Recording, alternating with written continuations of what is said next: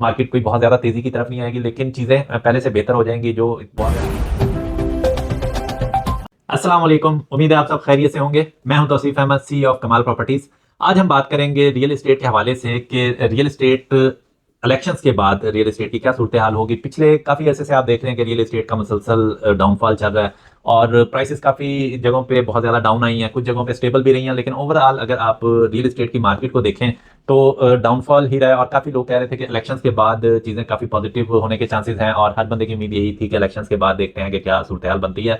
तो आज हम टोटल इसका एनालिसिस करेंगे कि अभी इलेक्शंस क्योंकि हो चुके हैं तो अभी गवर्नमेंट नहीं बनी, लेकिन गवर्नमेंट बनने तक और उसके बाद क्या हालात होंगे, क्या मार्केट बेहतरी की तरफ आ जाएगी और अगर बेहतरी की तरफ आती है तो कब तक रियल एस्टेट में प्राइसेस ऊपर जाना शुरू हो जाएंगी। और अगर किसी बंदे ने अभी इन्वेस्टमेंट करनी हो तो क्या अभी फॉरेन इन्वेस्टमेंट करनी चाहिए या थोड़ा होल्ड करना चाहिए, या अगर इन्वेस्टमेंट कोई भी करता है तो कितने अरसे के लिए इन्वेस्टमेंट उसे अपनी होल्ड रखनी चाहिए। तो ये सारी चीजें हम डिटेल के साथ हर तरह से इसका एनालिसिस करते हैं और आपको एक व्यू देते हैं अपना कि क्या अभी इन्वेस्टमेंट आपको करनी चाहिए या अभी होल्ड करनी चाहिए, और अगर आप इन्वेस्टमेंट करना चाहते हैं तो कम से कम कितने अरसे के लिए आप अपनी इन्वेस्टमेंट को होल्ड रखें और जिसके बाद आपको कुछ अच्छा प्रॉफिट मिलने का चांस हो सकता है। तो डिटेल के साथ हम इसका एनालिसिस करते हैं, लेकिन उससे पहले अगर अभी तक आपने हमारा यूट्यूब चैनल सब्सक्राइब नहीं किया तो अभी हमारे यूट्यूब चैनल सब्सक्राइब करें ताकि प्रॉपर्टी से रिलेटेड हर नई आने वाली अपडेट आप तक टाइमली पहुंच सके और आप एक अच्छा इन्वेस्टमेंट डिसीजन कर सकें।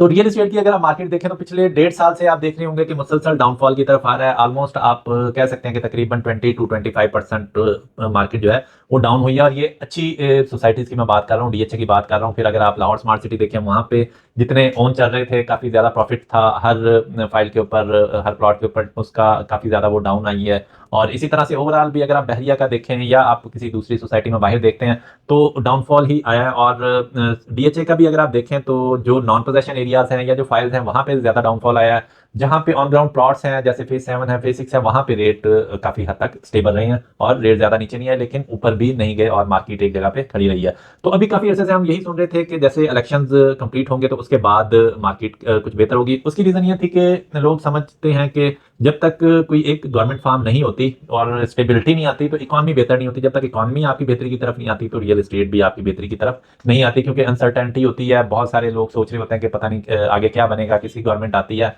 क्या पॉलिसीज आती हैं। तो अभी इलेक्शंस हो चुके हैं और अभी भी अगर आप देखें तो हालात कोई नियर फ्यूचर के अंदर बहुत ज्यादा बेहतरी की तरफ तो नहीं आएंगे, लेकिन एक समझ लें कि स्टेबिलिटी आ जाएगी। जो भी गवर्नमेंट बनती है चाहे वो कोई कॉलिशन गवर्नमेंट बने तो उसके बाद कुछ गवर्नमेंट की पॉलिसीज आएंगी, अपनी इकोनॉमिक पॉलिसी आएगी, तो उससे क्या होता है कि चीजें बेहतर होती हैं और इन्वेस्टर का जो कॉन्फिडेंस है वो काफी ज्यादा बेहतर हो जाता है, जिसकी वजह से कुछ ना कुछ मार्केट पॉजिटिव होना शुरू हो जाती है। उसका थोड़ा सा असर मैं आपको इस तरह से भी बता देता हूँ कि अभी इलेक्शन से कुछ हफ्ता 1.5 हफ्ता पहले हमने बाइंग करवाई थी डीएचए कोयटा बारकोड फाइल की। उस टाइम वो 34-50 के राउंड फाइल मिल रही थी और आज अगर देखें तो 38 में भी फाइल इस टाइम अवेलेबल नहीं है।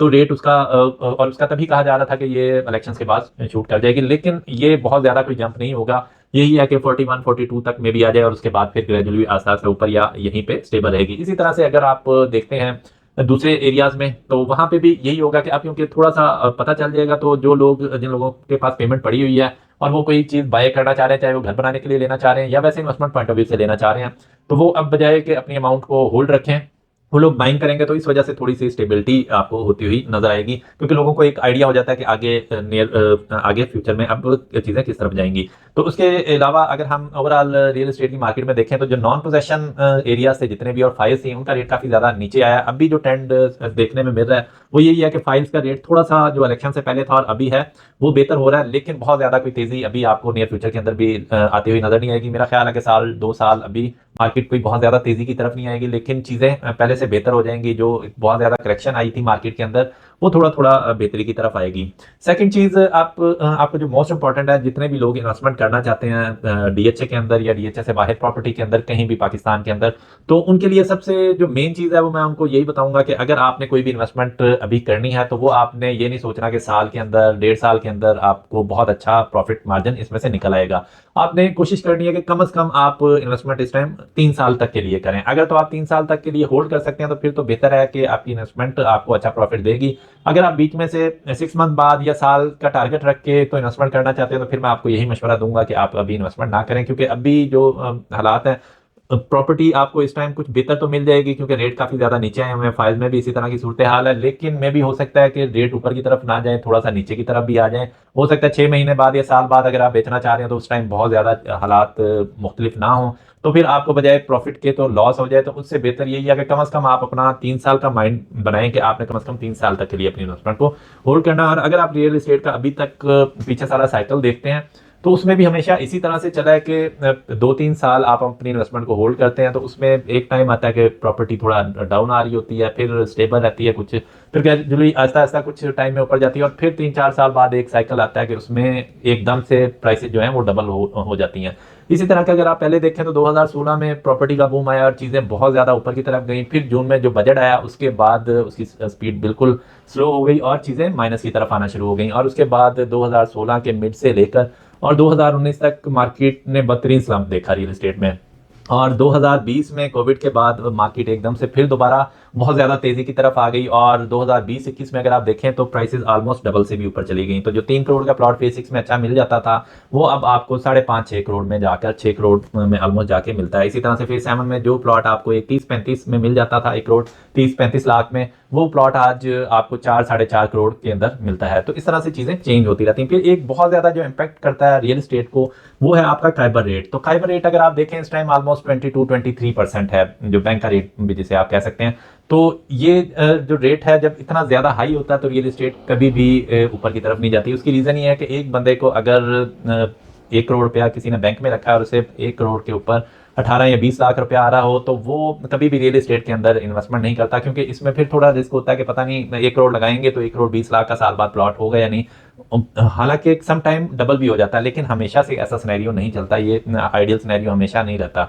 ये तभी होता है कि जब आप 3-4 साल अपनी इन्वेस्टमेंट को रखते हैं या 5 साल रखते हैं तो ही डबल की तरफ आता है, लेकिन अगर आपने शॉर्ट टर्म का टारगेट रखा होता है तो फिर सम टाइम डबल नहीं भी होते और आपका माइनस की तरफ भी आ जाता है, प्रॉफिट भी नहीं हो रहा होता। तो खाइबर रेट अगर हम देखें तो पिछले दिनों में, पिछले महीनों में काफ़ी ज़्यादा ऊपर गया था, लेकिन अब उम्मीद यही की जा रही है कि अगर गवर्नमेंट आती है, कोई स्टेबल गवर्नमेंट बनती है और वो इकोनॉमिक पॉलिसी अपनी अच्छी बनाती है, तो खाइबर रेट का उम्मीद है कि ये नीचे की तरफ आएगा। और जितना खाइबर रेट अभी चल रहा है उससे हमारी इकॉनमी भी बहुत सफ़र कर रही है, और अगर आप देखें तो इतनी हाई खाइबर रेट के साथ आपकी इकॉनमी भी नहीं चल सकती। तो गवर्नमेंट की जो फर्स्ट प्रायोरिटी होगी वो खाइबर रेट को ऐसा ऐसा नीचे लाने की तरफ होगी। तो अगर खाइबर रेट नीचे आएगा तो उसका डायरेक्टली इम्पैक्ट आपकी रियल एस्टेट पे भी पड़ेगा। तो बहुत सारे लोग जो बैंकों के अंदर पैसा रखते हैं और कोई बिजनेस वगैरह उनका इस तरह से नहीं होता, या कुछ एक्स्ट्रा मनी होती है जो बैंक के अंदर ही होल्ड किया होता है अपना प्रॉफिट लेने के लिए, तो उसमें वो कोशिश करेंगे कि फिर रियल एस्टेट के अंदर लगाएं। जब वहां से उनको ज़्यादा प्रॉफिट नहीं आ रहा होगा तो फिर जब रियल एस्टेट के अंदर पैसा आएगा तो फिर चीज़ें कुछ बेहतरी की तरफ नजर आएगी। सेकंड हमारा ओवरसीज क्लाइंट है। ओवरसीज क्लाइंट का जो ज़्यादा इंटरेस्ट था वो यही था कि जब इमरान खान की गवर्नमेंट होती है, पीटीआई की गवर्नमेंट होती है, तो फिर बहुत ज़्यादा वो पैसा पाकिस्तान के अंदर भेजते हैं। लेकिन पिछले अरसे में आप देखें 2020 में भी इसी तरह से हुआ था। अब क्योंकि गवर्नमेंट जो मोस्ट प्रोबेबली नज़र आ रही है वो किसी दूसरी पार्टी की ही होगी, तो चीज़ें थोड़ा सा टफ तो होंगी, लेकिन एक टाइम के साथ फिर ओवरसीज जितने भी हमारे इन्वेस्टर्स हैं उन्होंने अपनी बाइंग तो करनी होती है। तो थोड़ा सा चीज़ें आपको अभी टाइम के लिहाज से में भी लग रही होंगी कि शायद थोड़ा मुश्किल होगा, लेकिन जब गवर्नमेंट को 6 महीने तक गुजरेंगे और कुछ स्टेबिलिटी नजर आएगी तो फॉरेन जितने भी हमारे ओवरसीज क्लाइंट्स भी हैं